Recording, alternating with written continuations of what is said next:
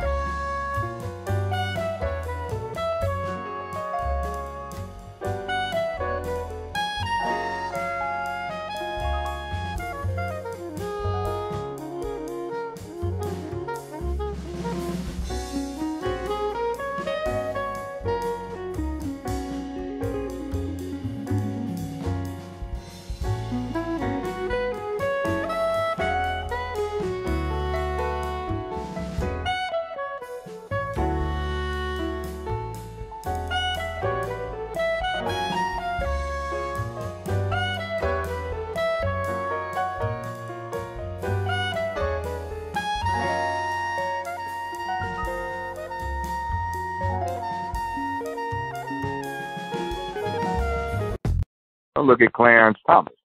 Who hates his own people, really hates his own people because he's ashamed of being part of his own people. Yeah, but I was wondering the other day, would ClaREnce Thomas have made it if he came of age during this era?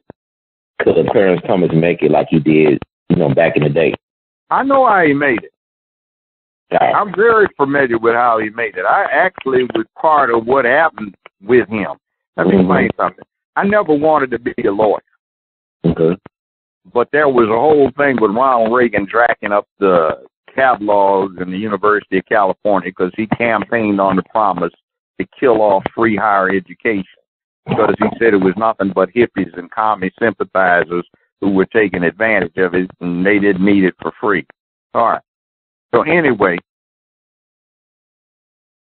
I get stuck with looking at a year before I can take this course for my intended major, and the U.S. Army was calling. So I decided to exercise prudence and do what my advisor said. He said, you can declare political science as a major. It isn't, but you have enough courses to make it that way and then go to grad school. Well, I didn't particularly have anything against Ho Chi Minh at that point. And this was 1969, so going on 70, so, there were a whole lot of grievances. So I said, well, let me go ahead and make this declaration. So I said, what am I going to do? So everybody said, why don't you go to law school? I don't want to be a damn lawyer. Hell, man, you've been doing all this stuff politically. Well, yeah, I guess I need to see what it's about. So I took the LSAT, and I just kicked ass on it. And I didn't even know it. So I started getting all these letters from all of these colleges, and I got one from Yale. And they brought me back there, and they wanted to recruit me. And I said, why do you want to recruit me? Said, well, you're somebody black who can get in the front door, and we want to set up a minority admissions program. Why? Well, the leaders of America all go to Yale Law School, so we want the people from the mainstream to meet all the minorities so they can network with them and understand them and include them in what they will be doing as the leaders of America, and we want minorities to establish their leadership credentials and network through Yale Law School and its alumni. All right, great.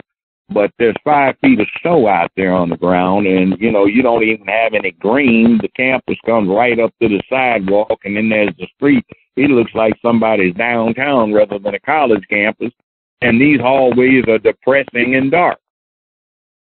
Well, they tried to tell me that if you go to Yale, you can't flunk out. I said, I wouldn't flunk out anyway. Well, yeah, you're good. You got everything you need to be a great student. Okay, fine.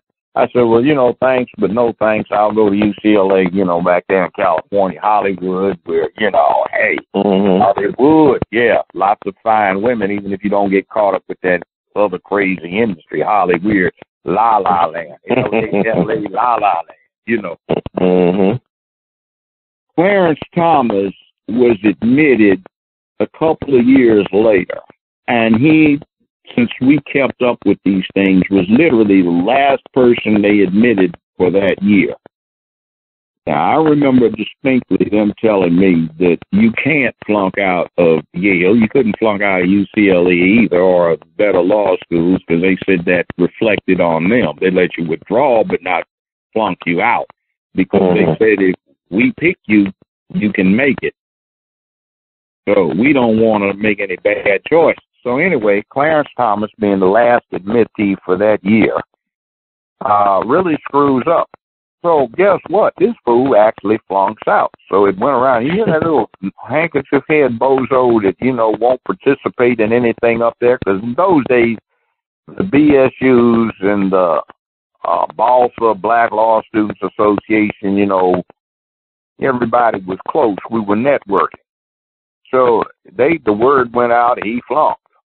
So they started sending him around the country that summer to speak against affirmative action, which is how he got into Yale, was on the affirmative action program.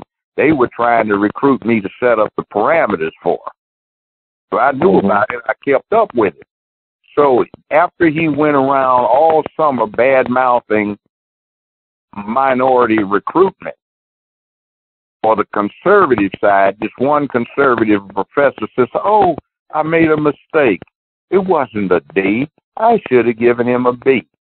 So he stayed in. And then for the next 2 summer breaks, they drugged that handkerchief-head Negro, with due respect, around all over the United States to speak out against affirmative action.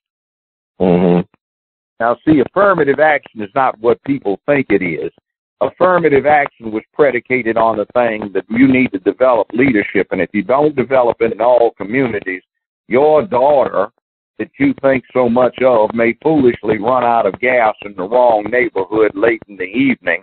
And when she coasts off the freeway to a gas station, the leadership in that neighborhood is a bunch of thugs, pimps, drug dealers, and cutthroats and gangsters. You don't want it.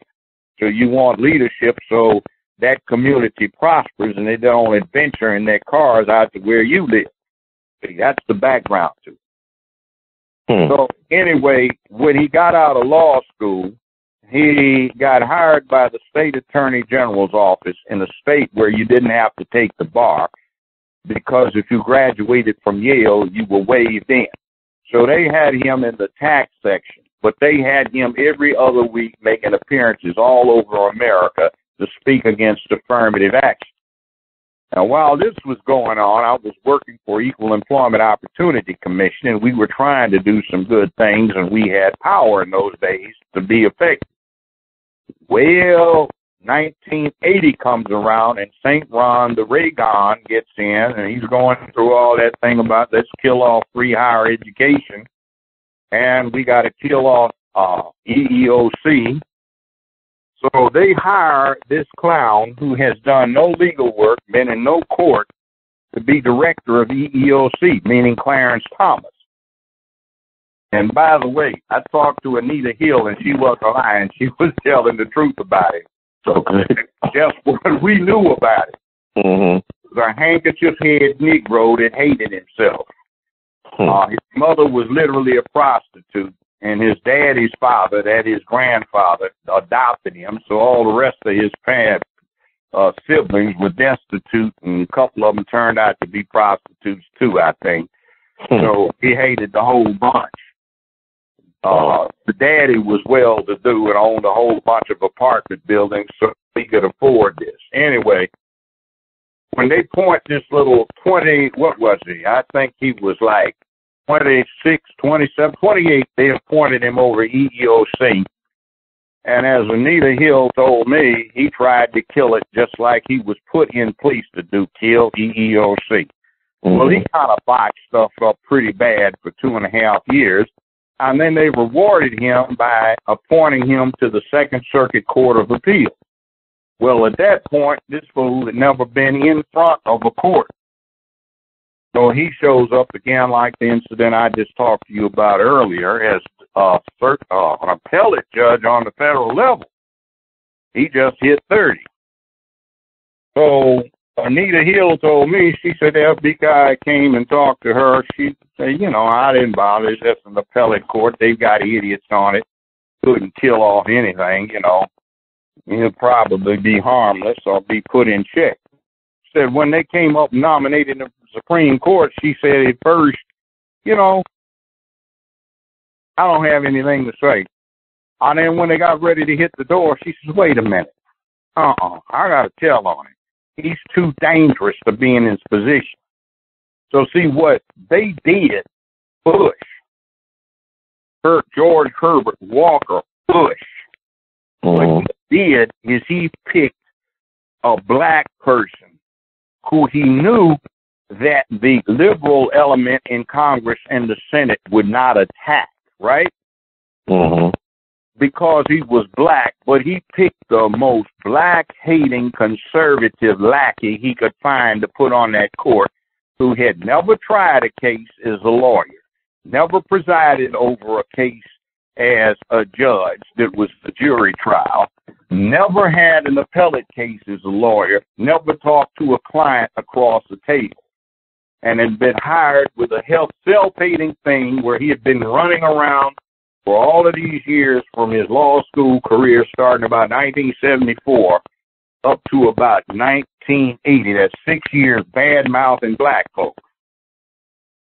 And then they're going to put him on at a very early age. He wound up being one of the youngest Supreme Court justices ever. And this fool has no experience, certainly not wise in the ways of the world, and they make him Supreme Court justice. And then our dear Obama, who had two choices, chose not to try and offset him. I find that inexcusable. When he got in and made his first nomination, the first somebody he should have gotten was a real live black person who wasn't ashamed of what he or she was. Mm-hmm. And here's what happened. Mm-hmm. So now, ClaREnce Thomas is the last somebody black that's going to be on the Supreme Court for a long time.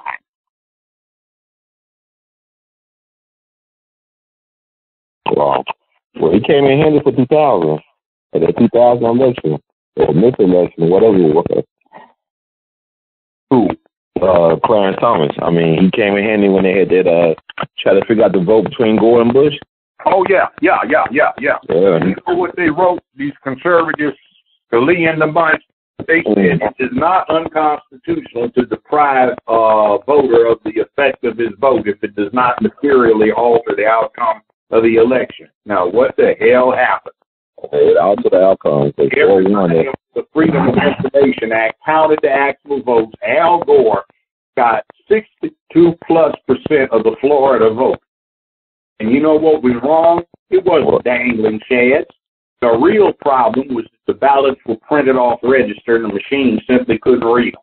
But when you looked at them in hand, you could easily tell what was voted off.